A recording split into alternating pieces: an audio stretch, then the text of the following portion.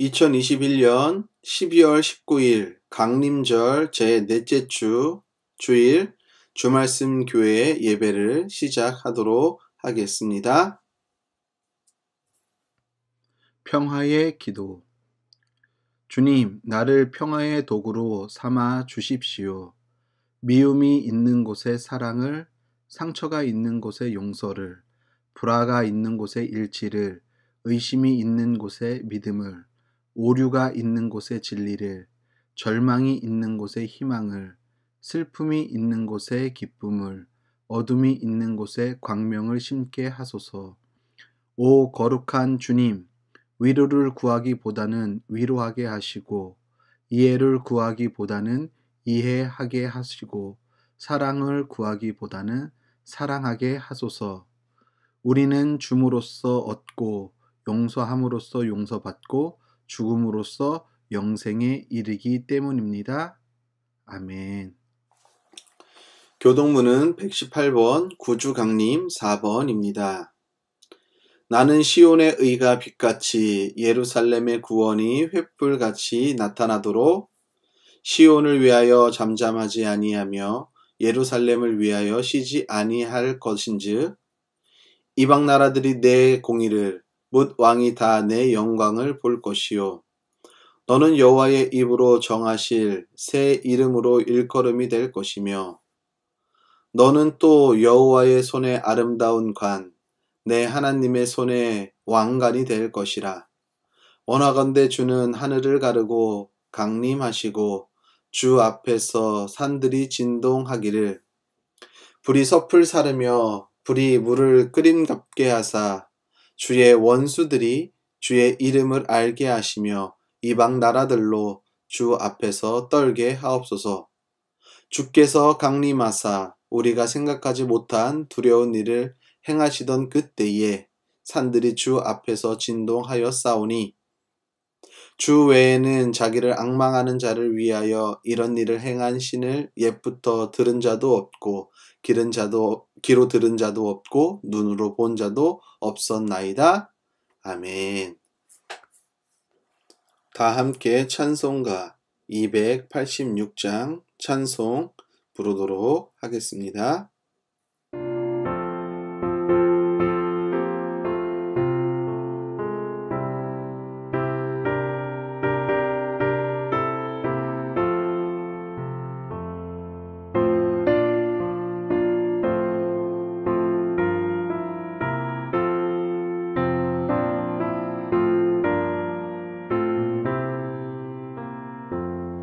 주 예수님 내 맘에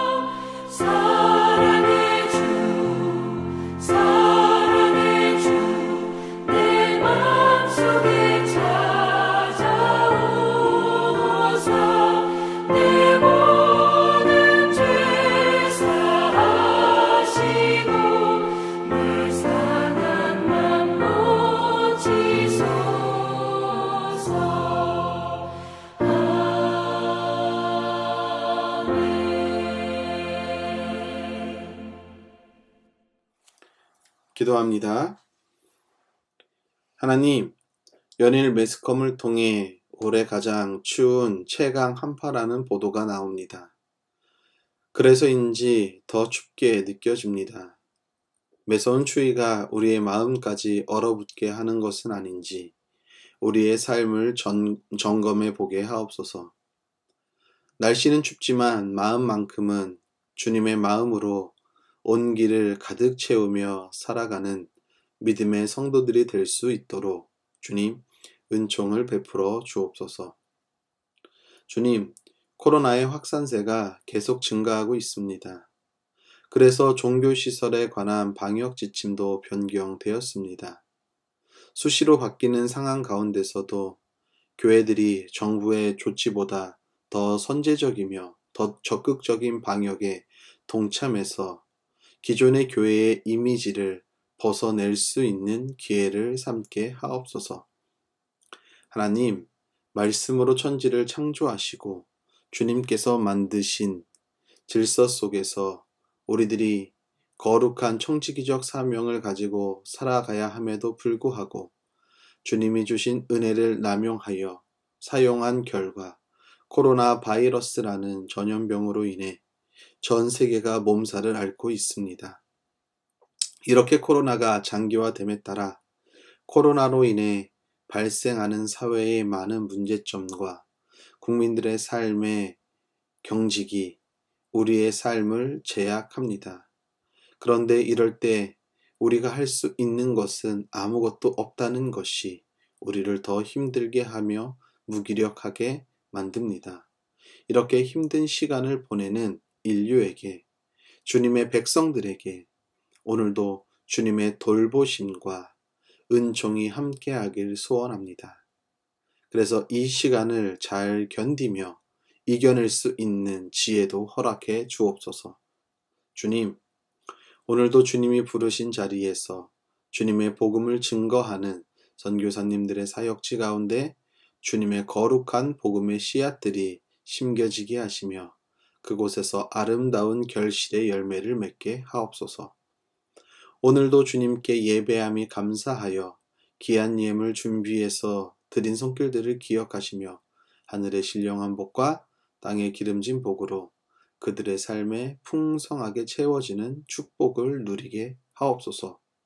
오늘도 우리의 예배를 받아주시는 예수 그리스도의 이름으로 기도합니다. 아멘. 주말씀 소식 안내해 드리겠습니다. 주말씀 교회 영상을 시청하는 여러분을 예수님의 이름으로 축복합니다. 12월 23일 목요일 11시 평화교회에서 구역회가 있습니다. 어린이 예배가 그레이스 채플에서 주일 오전 10시 30분에 있습니다. 주변에 코로나 확진자들이 많이 발생하고 있습니다. 각별히 개인 위생에 신경 쓰길 바랍니다. 종교시설 방역 지침이 변경되었습니다.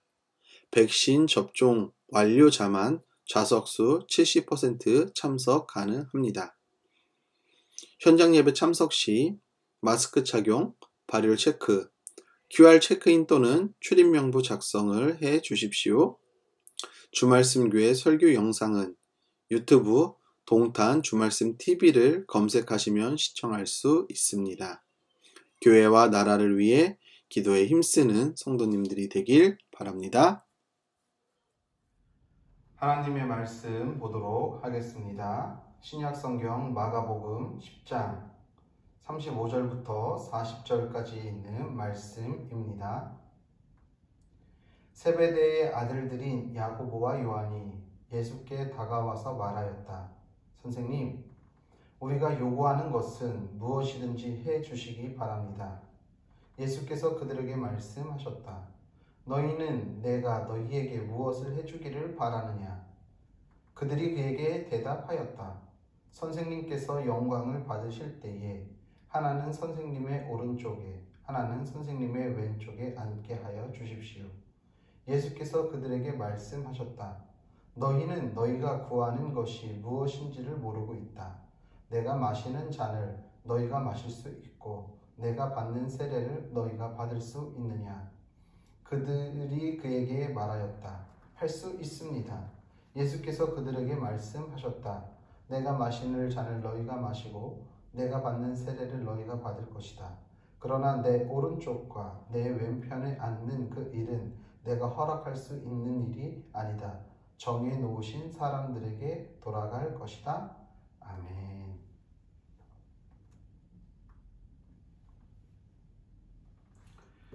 하나님 우리 아버지와 주 예수 그리스도께서 내려주시는 은혜와 평화가 여러분에게 있기를 빕니다.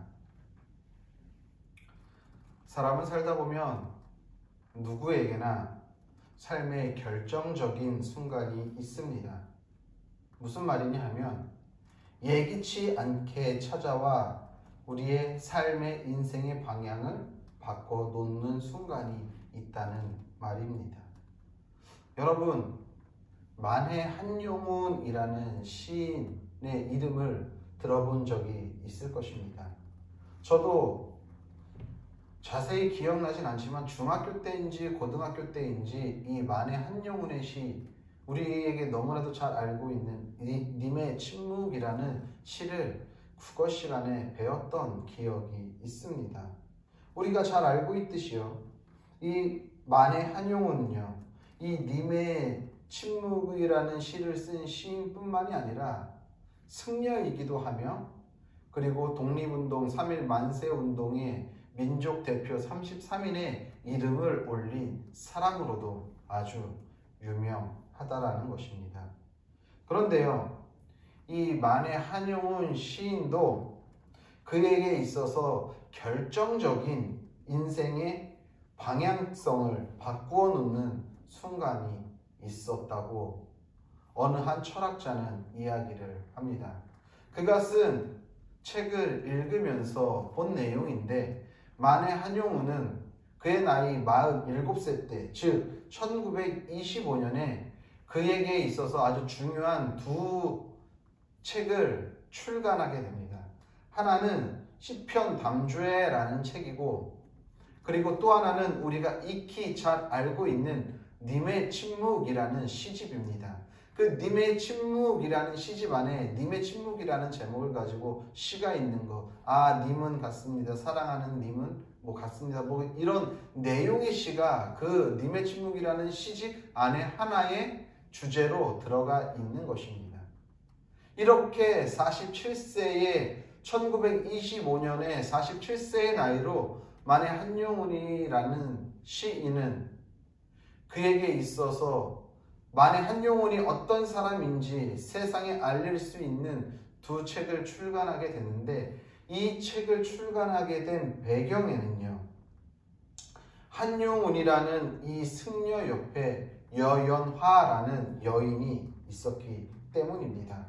아마도 만해 한용운은 승려의 신분으로서 이 여인을 사랑하게 됨으로 인해서, 그래서 자신의 이러한 속세의 생활을 어떻게 보면 계속해서 성찰하고 그것을 계속해서 속세에 물들지 않기 위해서 자기를 수련하기 위해서 쓴 책이 시편 담주회라는 책인 것이고, 그럼에도 불구하고 이 여연화에 대한 이 들끓는 사랑을 주체하지 못해서 그 내용들을 담아낸 시집이 바로 님의 침묵이라는 시집인 것이죠. 즉 한용운을 세상에 알리게 한 것은요, 이 여연화라는 이 여인의 등장으로 인해, 이 여인을 만남으로 인해, 이 여인과 만나서 사랑하게 됨으로 인해 이 한용운이라는 사람의 인생은 한순간에 바뀌게 되었다라는 것이죠. 어떻게 보면 여연화가 한용운의 운명을 바꿨다라고 말해도 크게 문제되지 않을 것입니다. 왜냐하면요, 그냥 여연화라는 여인을 만나기 전에 한용운은 그냥 평범한 승려였기 때문입니다. 하지만 여연화를 운명적으로 만난 그 순간부터 한용운의 삶은 송두리째 바뀌게 되었고, 그로 인해 한 영혼의 인생의 방향도 바뀌게 되었다는 것이지요. 오늘 또 말씀을 보게 되면 여느 때와 같이 야고보와 요한은 갈릴리 호숫가에서 그물을 손질하고 있었을 것입니다. 왜냐하면 어부들은요, 바다에 나아가서 고기를 잡고 돌아왔을 때에 바다로 나갈 수 없는 상황이 됐을 때 무엇을 합니까? 다들 그물을 손질하잖아요. 아마도 여느 때와 같이 갈릴리 호숫가에서 배를 띄우지 않았으면 야고보와 요한은 그들의 생업인 조상 때부터 내려왔던 갈릴리 호숫가에서 어촌에서 어부로서 삶을 살아가고 있는 그들에게 주어진 삶에서 오늘도 변함없이 그물을 손질하고 있었을 것입니다. 그들의 삶의 터전은 갈릴리 호숫가죠. 하지만 이런 삶은 야고보와 요한에게 있어서 점점 더 팍팍해져 갑니다. 왜 그렇습니까? 갈릴리 호숫가에서 하루 종일 그물을 내리고 그물을 올리고 그리고 피땀 흘려서 많은 물고기를 잡아도 그 많은 물고기 만선의 기쁨으로 인해서 삶의 여유와 삶의 평안으로 연결되지 않았어요. 이 당시에. 왜 그랬냐 하면은 이 당시에 이들 야고보와 요한이 살고 있는 갈릴리, 즉 유다라고 하는 이 지역을 통치하고 있었던 로마의 통치에서 로마에서 그곳에 지방 관리를 보내는데 그 지방 관리가 누구였냐 하면은요, 헤롯 안티파스라는 사람이었습니다. 성경에는 헤롯 왕이라고도 이야기합니다. 헤롯 안티파스가 당시에 이 갈릴리라는 지역과 베레아라는 지역을 두루 관할하고 있었을 때예요. 그런데 로마로부터 이 지역을 관리하라고 위임받았기 때문에 이 헤롯 안티파스는요, 로마에게 잘 보여야 해요. 그래야지 자신의 자리를 계속해서 유지해 나갈 수 있기 때문이죠. 그러니까 어떤 일을 벌였냐 하면은 이 헤롯 안티파스가 주로 관리했던 지역이 갈릴리와 베레아이기 때문에 갈릴리에 사는 사람들에게는 과중한 세금을 물리는 거예요. 예를 들어서 배 크기, 규모에 따라서 세금을 더 많이 물려요. 그리고 잡은 물고기의 수대로 더 많은 그물의 크기대로 계속해서 세금을 물리는 거예요. 그렇기 때문에 아무리 만선의 기쁨을 누린다고 하더라도 그것이 온전히 그들의 삶의 여유와 평안으로 연결되는 것이 아니라 더 많이 잡으면 많이 잡을수록 더 많이 세금으로 빼앗겨 가는 것이죠. 그렇기 때문에 이들의 삶은 점점 더 팍팍해질 수밖에 없었다라는 것입니다. 그렇기 때문에 아무리 갈릴리 호숫가에서 그물질을 하고 고기를 잡아도 기쁘지가 않는 것이죠. 그런 삶을 계속해서 살아가고 있습니다. 시간은 가면 갈수록 더 깊은 절망의 심연으로 이들이 빠져들고 있을 때쯤 당시에 소문으로 메시아라는 소문이 무성하던 예수가 이들 앞에 나타나서 어떻게 먹고 살만하냐? 힘들지? 너 나와 함께 가서 이 물고기를 낚는 어부가 아니라 사람을 낚는 어부가 돼보지 않겠니? 라고 요청한다라는 것입니다. 그때 야고보와 요한은 운명적으로 그 예수를 만남으로 인해 그들의 모든 것들을 내려놓고 예수님을 따라갑니다.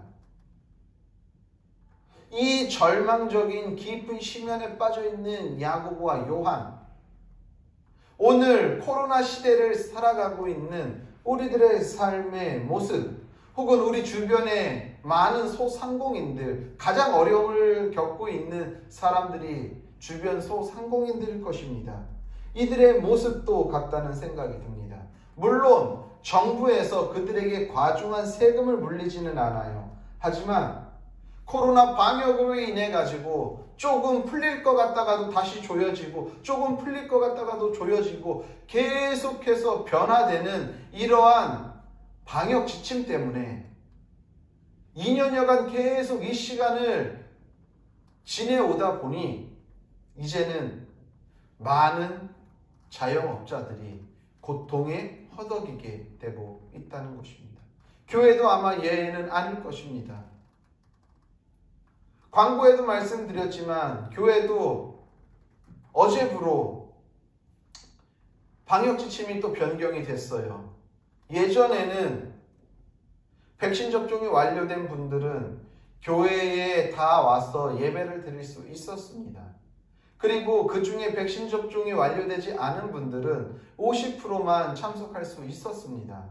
그런데 이제는 방역 지침이 바뀌었기 때문에 교회에는 백신을 맞지 않으신 분들은 교회에 출석할 수가 없는 상황으로 바뀌었지요. 그리고 백신을 맞으신 분들도 70% 한해서만, 좌석의 70% 한해서만 입장이 가능하게끔 바뀌었다는 것입니다.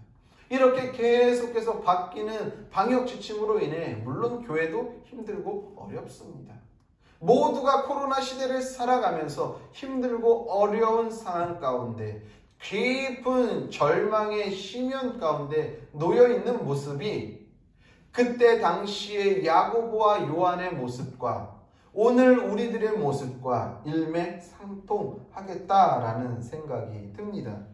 이렇게 하루하루 절망의 심연의 깊은 삶이 깊어질 때에 그들의 인생에 예수가 나타나서 예수님이 나타나서 그들에게 사람 낚는 어부가 되라고 그들을 부르셨던 것이지요. 결정적인 순간에 그들의 삶의 방향이 어떻게 됐습니까? 바뀌게 되었다라는 것입니다.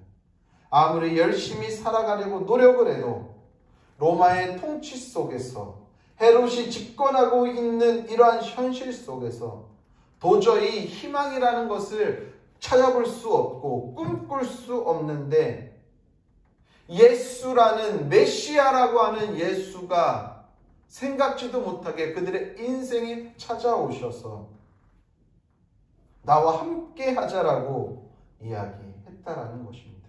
그러면서 그들에게 용기를 북돋아 주시고 그들은 흔쾌히 그 예수와 함께 생업을 포기하고 나아가게 되었다라는 것입니다. 우리나라도 내년 3월 9일에 제20대 대통령 선거가 있습니다. 각자 지지하는 후보들이 있을 것이고 반드시 나는 3월 9일 날 나아가서 우리 대한민국의 20대 대통령, 5년 동안 이끌어갈 대통령을 투표하겠다라고 마음 먹으신 분들도 있을 것입니다. 아직 마음의 정리가 안 된 분도 있을 것이고 누가 뭐라 해도 나는 이 후보를 찍겠다라고 확고하게 마음의 결단이 서신 분도 계실 줄 압니다. 그런데 우리가 후보를 정하고 결정하는 데 있어서 가장 중요한 역할을 하는 것은 무엇일까요? 아마도 우리가 그 대통령 후보를 보면서 내가 이 사람을 지지하고 이 사람을 뽑혔으면 좋겠다라고 하는 것은 저 사람이 되면은 나의 삶이 조금 더 나아지지 않을까라는 기대 때문 아닙니까? 나의 삶을 좀 더 낫게 해주겠다라고 공약을 발표하고 말하는 후보에게 우리의 소중한 한 표를 행세하는 것이죠. 그냥 아무 생각 없이 그냥 예전부터 내가 지지했던 정당이나 이런 것을 찍는 것이 아니라 그래도 이 사람이면은 내 삶에 우리의 삶에 좀 더 나은 방향으로 희망찬 내일로 나아갈 수 있는 공약들을 가지고 있는 사람들을 선출하는 것입니다.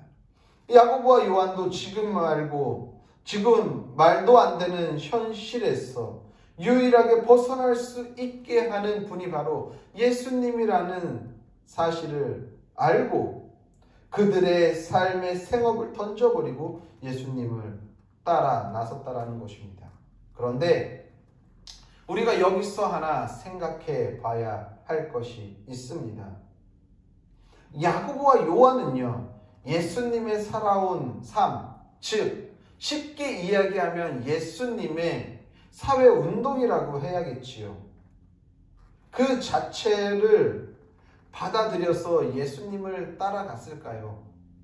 그러니까 예수님이 약자들을 위해서 살아가는 그 모습이 감동이 되어서 나도 그렇게 살겠노라고 결단하고서 따라갔을까요? 아니면은 예수님이 그런 일을 함으로 인해서 정말 과연 이분은 메시아구나, 왕이구나 라는 이야기를 통해 왕이면은 내가 그의 제자면은 나도 그에게 붙어 있음으로 인해 뭔가 조금이라도 콩고물이 떨어지지 않을까라는 생각을 가지고 자신들의 그 야욕, 욕망, 꿈을 투사해서 예수님을 따랐을까요?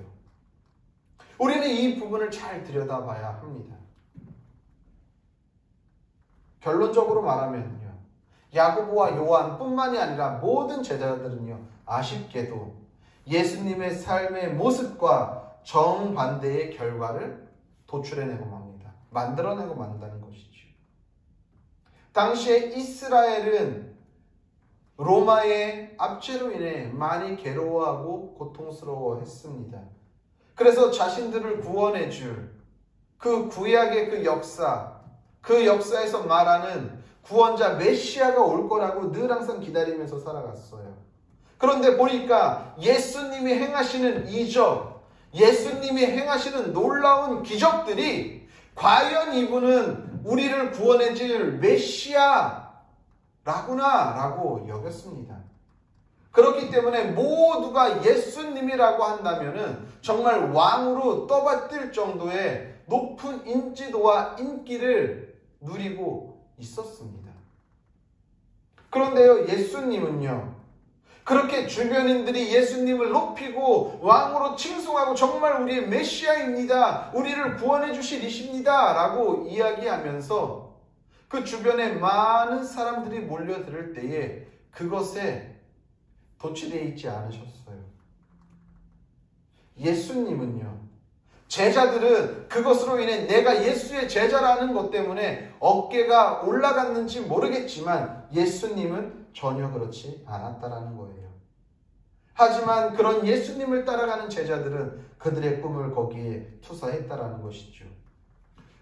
야고보와 요한은 입으로 그 욕망을 드러냈지만 다른 제자들은 그것을 입으로 드러내지 않았지만 모두 다 야고보와 요한과 같은 마음이었다라는 것입니다.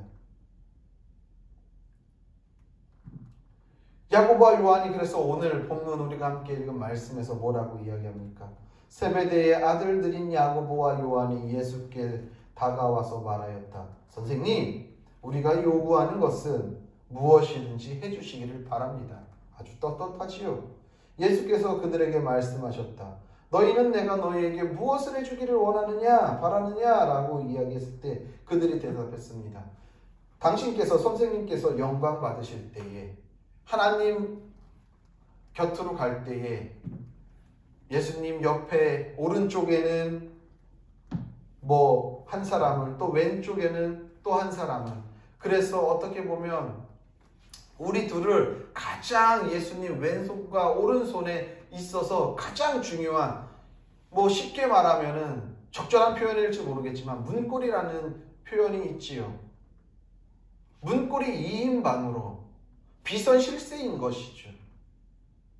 그 모습으로 우리들을 그렇게 한 명은 하나님 주님의 왼편에 한 명은 주님의 오른편에 앉게 해 주십시오 라고 이야기하는 것입니다. 그럴 때 예수님께서 뭐라고 말씀하십니까? 예수님께서는 너희는 너희가 구하는 것이 무엇인지 모르고 있다. 내가 마시는 잔을 너희가 마실 수 있고 내가 받는 세례를 너희가 받을 수 있냐? 라고 말했을 때 그들이 할 수 있습니다 라고 이야기합니다. 제자들의 모습이지요. 당신이 영광 받으실 때에 우리도 영광의 자리에 함께 참여하게 해 주십시오. 근데 예수님께서는 너희는 내가 마시는 잔을 마실 수 있고 내가 받는 세례를 받을 수 있냐라고 이야기합니다. 예수님이 마시는 잔과 예수님이 받는 세례는 무엇입니까? 결국에는 예수님처럼 살아가라는 의미인데 너희도 나처럼 살아갈 수 있냐라고 했을 때 그들의 눈에는 예수님이 받는 영광만 보이기 때문에 그렇게 할 수 있습니다라고 말했지만 예수님이 거기서 말하는 속뜻은 나와 같이 섬기고 나와 같이 약자들에게 다가가고 나와 같이 복음에 힘쓰라는 이야기임을 이들은 인정하지 않는 것이지요. 이 모습이 제자들의 모습이고 그들의 영적인 실상이었다는 것입니다. 오늘 우리는 예수님을 이용해 우리도 야고보와 요한과 같이 우리의 욕망의 꿈을 예수님이라는 분을 이용해서 투사하고 있지는 않습니까? 여러분들은 왜 예수님을 믿고 따르고 계십니까? 제자들은요, 예수님의 사역을 보면서 예수님의 인기, 예수님이 행하시는 일들을 통해 예수님이 그 사회에 얼마나 큰 힘을 미치고 있는지 보게 되었습니다. 그 제자들은 그러한 예수님의 힘에 편승해서 자신들도 그 힘을 사용하고 싶고 그 힘을 이용하고 싶었습니다. 그래서 자기들 또한 예수님처럼 높아지기 원했다라는 것이죠. 그런데요, 예수님은 그 힘을 이용했습니까? 사회에서 주어진 그 힘을 통해서 높아지셨습니까? 그 힘을 통해서 사람을 지배했습니까? 아니요. 오히려 하나님은요, 주님은요, 예수님은요, 그 힘을 통해 높아지려 하거나 사람을 지배하려는 수단으로 사용하지 않았다라는 거예요. 그런데요, 세상에서는요, 우리들에게 힘을 주면은 세상 사람들은 힘을 갖기 원해요. 왜? 그 힘을 가지게 되면은 그 힘을 통해서 모든 걸 다 할 수 있다고 여기기 때문이죠. 그래서 그 힘이 근원이 어떤 사람에게는 물질이 될 수 있는 것이고요. 어떤 사람은 그것이 권력인 것입니다. 그래서 돈의 맛과 물질의 맛을 본 사람은, 권력의 맛을 본 사람은 절대로 그곳에서 헤어나올 수 없는 거예요. 왜? 더 많은 권력을 누려서 사람들을 지배하고 싶은 욕망이 계속해서 꿈터 올라오기 때문입니다. 물질만 있으면 뭐든지 해결 안 되는 것이 없기 때문에 그렇게 죽으려고 물질을 모으는 거야. 죽어라 하고. 왜? 모든 문제가 돈이면 다 해결되는 사회이니까. 그래서 그 물질이 사람을 지배하고 그 권력이 사람을 짓누른다라는 거예요. 많은 정치가들 중에서 국민을 위한다라고 하지만 솔직히 국민을 위하는 정치가가 얼마나 있습니까? 우리나라뿐만이 아니에요. 세상의 많은 정치가들이 권력의 맛을 보고 거기에 취하는 순간 국민의 생활과 국민의 안전은 다 잊어버리고 그 권력의 도취에 국민들을 지배하고 그들을 탄압하고 그들을 억압하면서 한없이 높아지려는 것이 세상 사람들의 욕망이고 욕심이고 그것이 그들이 원하는 꿈이라는 것입니다. 그렇다고 한다면 우리는 다를까요? 우리 그리스도인들도 똑같아요.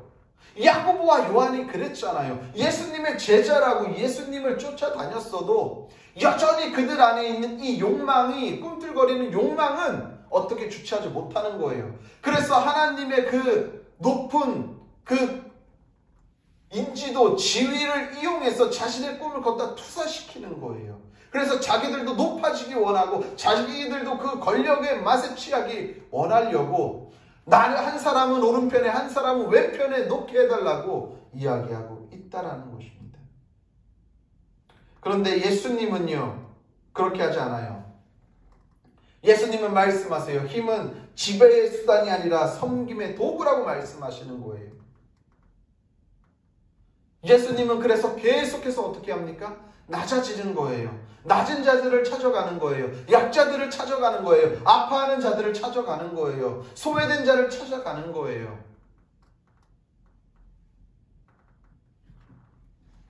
예수님의 이런 삶에서 알 수 있듯이 주님이 우리에게 힘을 주시는 이유가 무엇일까요? 때로는 어떤 사람들에게는 풍부한 물질을 허락합니다. 어떤 사람에게는 명예를 주시고요. 어떤 사람에게는 권력이라는 것을 주세요. 그 주는 이유는 그것에 도취해서 살아가라는 것이 아니라 그것을 통해서 사회의 약자들과 소외대자들과 어려움에 처해 있는 사람을 돕고 구제하고 섬기라고 우리에게 그 힘을 주셨건만 우리는 그 힘을 그렇게 사용하지 않는다라는 것이죠.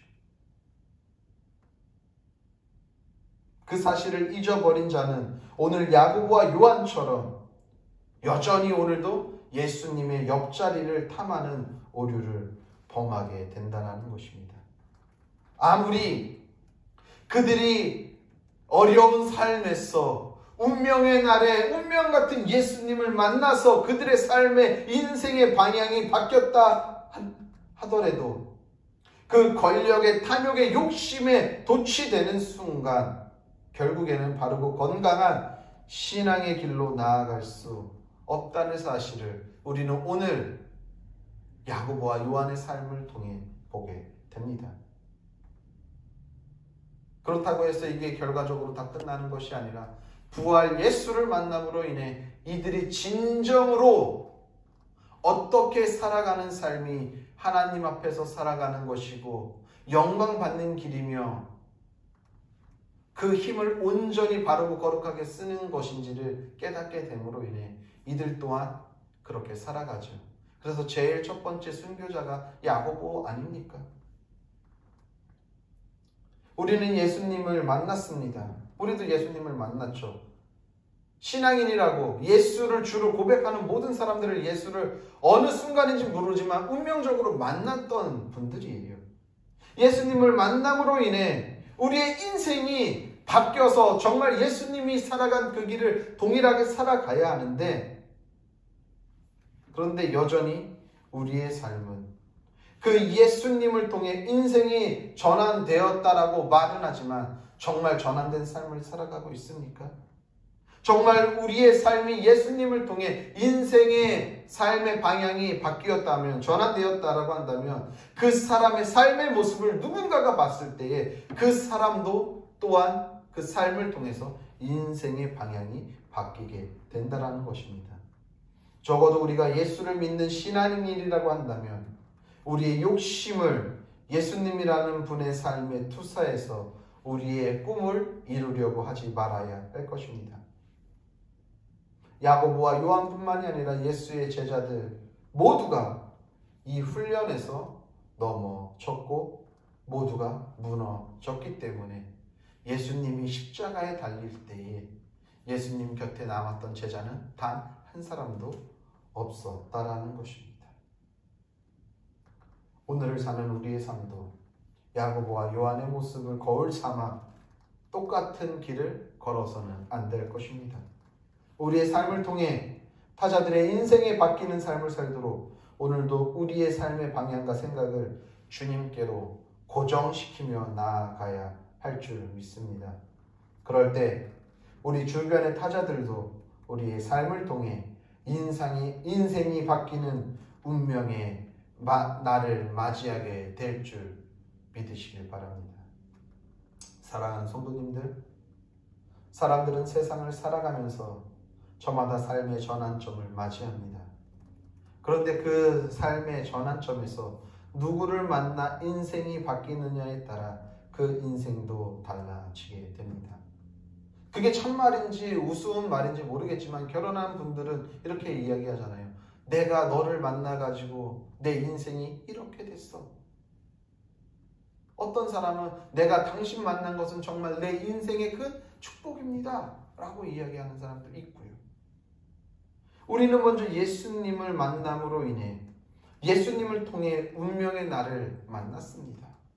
그래서 분명 우리의 인생의 방향이 바뀌었음에도 불구하고 우리는 여전히 그 길로 걷기보다는 세상으로 돌아가려는 관성에 이끌리며 사는 것 또한 우리가 부정할 수 없는 것입니다. 하지만 오늘도 그 관성을 뿌리치고 주님의 모습을 닮아 주님처럼 생각하고 주님처럼 살아가며 우리 주변의 타자들에게 운명의 날을 선물하는 거룩한 신앙인의 삶의 자세로 오늘도 우리는 살아가야 할 것입니다. 부디 우리 모두는 오늘도 우리 주변의 타자들에게 우리가 예수님을 통해 운명의 날을 맞이했듯이 우리 주변의 타자들에게도 우리의 삶을 통해 그들에게 인생의 전환점을 운명의 날을 맛보게 하는 자로 살아가시기를 예수님의 이름으로 간절히 축복합니다. 기도합니다. 주님 감사합니다. 오늘도 우리의 인생 가운데 찾아와 주셔서 주님이 우리를 만나 주셔서 우리의 인생의 삶의 전환점을 맞이하게 하셨습니다. 오늘도 주님처럼 생각하고 주님처럼 걷고 주님처럼 살아갈 수 있는 그러한 삶을 살아감으로 인해 우리와 만나는 타자들이 우리를 통해서 그들 또한 우리가 주님을 통해 인생의 전환점을 맞이했듯이 그들이 우리의 삶을 통해 인생의 전환점을 맞이해 주님 안에서 거룩한 백성들로 거듭나며 살아갈 수 있는 은총을 맛보게 하옵소서. 이제는 우리를 위하여서 십자가에 달려 죽으신 예수 그리스도의 은혜와 그의 아들을 십자가에 아낌없이 내어주시 하나님 아버지의 무한하신 사랑과 성령의 교통하심과 위로하심과 역사하심과 충만하심이 오늘도 주님을 만남으로 인해 인생의 전환점을 맞이해 거룩한 자로서 살기로 결단한 성도들 머리 위에와 그들의 가정과 섬기는 교회와 나라와 민족과 더 나아가 세계 열방 가운데에 이제로부터 영원히 함께 계시기를 간절히 축원하옵나이다. 아멘.